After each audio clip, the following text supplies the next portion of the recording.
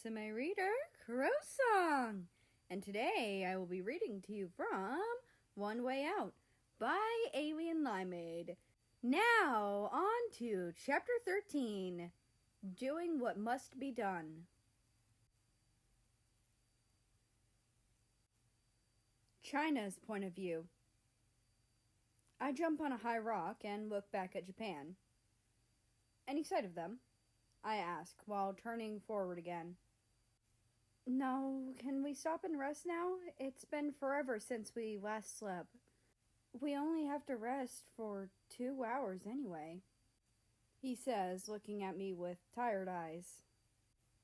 We can't stop now. We've gotten this far. Resting is almost like quitting at this point. I yell back. China, without sleep, we might as well consider ourselves dead. We don't even know if America's alive. Don't say that! I snap back and jump off the rock to face Japan at an eye level. We're on the right trail. After we passed the waterfall where they were last seen, their sense took us this way, I say, and start walking forward.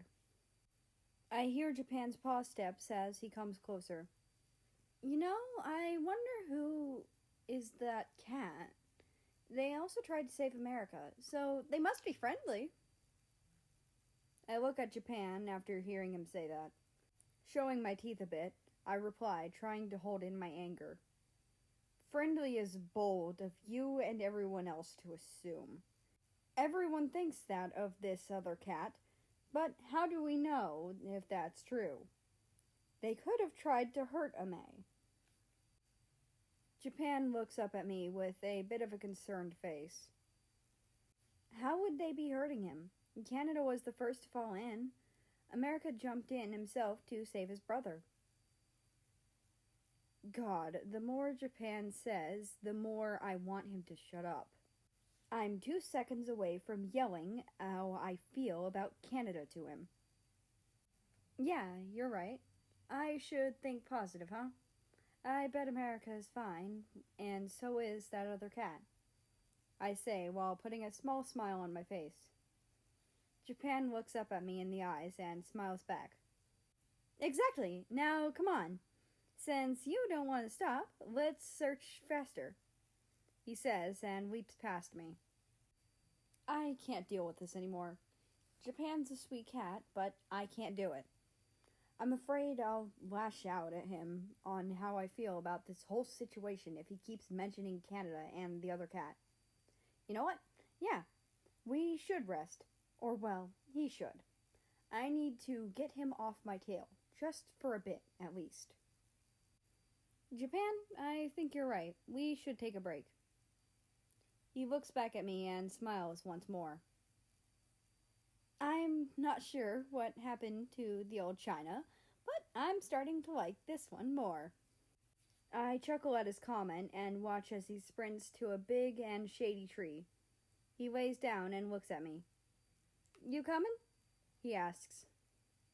I walk over to him and sit near him. Hopefully this works. I want to search without him, honestly.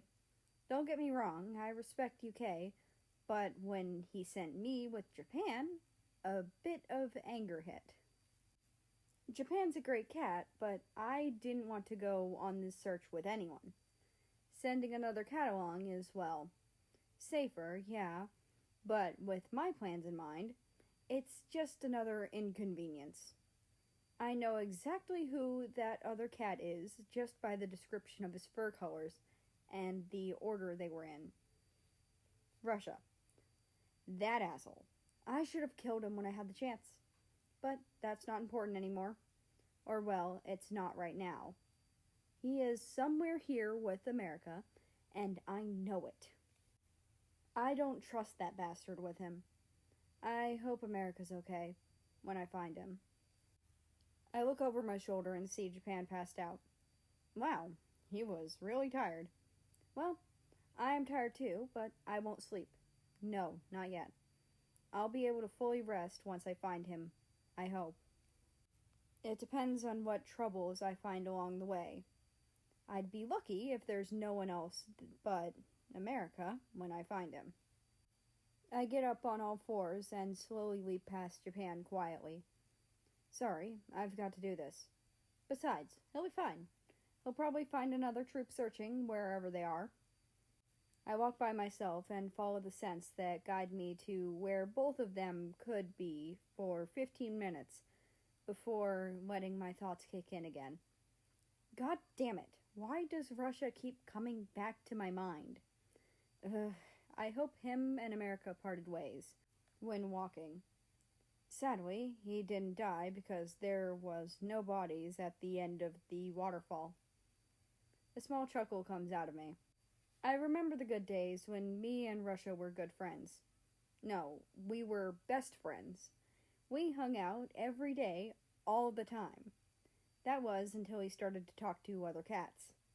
That's when he really fucked everything up. He slowly stopped talking to me and shut me out of his life. I remember this day like it was yesterday. I was sitting alone, and out of nowhere he came up to me and asked me, "What's wrong? Are you mad at me? We haven't talked in a while." I hate him for saying those words.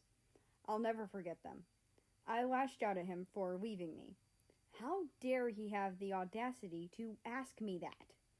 He said that it was because I'm jealous, because he hung out with other cats instead of me. Why would I be jealous of them? He left me in the dust.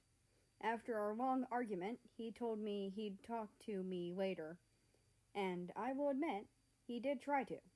But why would I bother listening to him? He would just leave me again, and I know it. Once our friendship parted ways, I was alone for a long time. That was until a rainy and windy night when I met UK and France. I had been traveling home with food, trying to avoid getting stuck in muddy puddles and getting hit in the face with leaves and whatnot. When all of a sudden I heard a voice. I turned around and saw UK. He introduced himself to me and to his wife, who had been further behind him. They invited me to stay with them because of how awful the night was, and because my home was far away. I accepted. I stayed with them overnight and got to meet their sons. I was able to make a good connection with this family, but I felt so close with America. We would spend most time together. I think he could tell I was sad at the time, so that would explain why he did it. Either way, I enjoyed his company. He helped me through all of that pain, now that I think about it. But like all good things, it started to fade. His brothers would get upset when I would hang out with him, especially Canada, because when America would tell me he couldn't hang out, he would always say Canada was the reason. He tried his best to let me down easy, but that didn't stop it from hurting like hell. I kinda stopped liking Canada ever since then. Still do, actually. America doesn't need to know that. All it would do was drag him even further from me. Every time I had the chance to be with America, I would take it. I don't give a shit if it makes others upset. I'm not tolerating the pain and loneliness again. When I heard about America going over the waterfall, I didn't know what to feel anymore. Then finding out Canada was the cause made me hate him even more. But, of course, the cherry on top had to be Russia is down there with him. If I see him, I'm going to get rid of him for good. All that he's done is caused me pain, and possibly America too. Jeez, poor America. Out of all the cats in the world, he's stuck somewhere with him.